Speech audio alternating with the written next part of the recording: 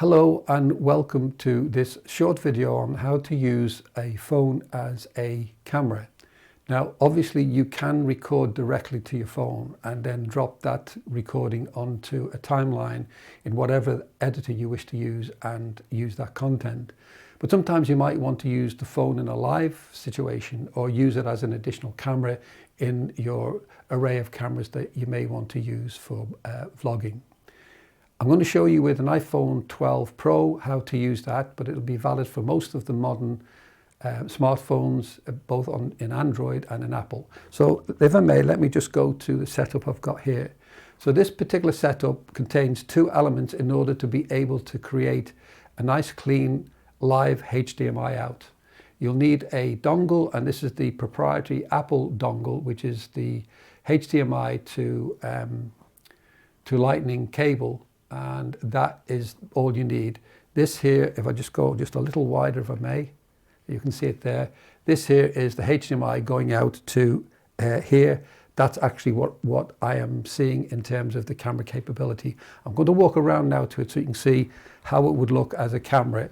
It's, as I say, pretty good for this particular phone. So if I'm using this camera now for live vlogging and I'm able to use that output, that clean HDMI, it's going through my ATM Mini Pro, and I'm recording this to hard drive, but it would be no different if I was streaming it. So let me come around again and just take you through what's necessary to do that.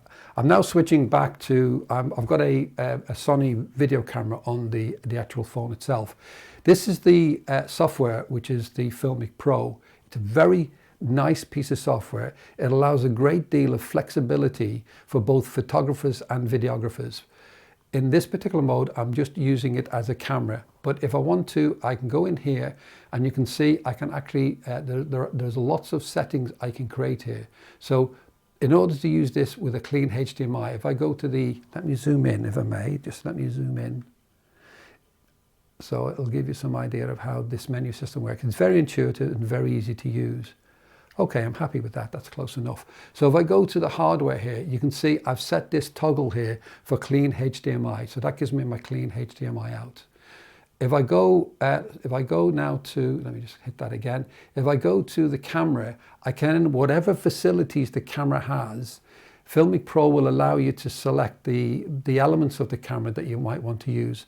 So for example, if I want, and notice what the change in the image here, if I go to ultra wide, you see that's a much wider. I'll go to the camera itself. That's how wide that is.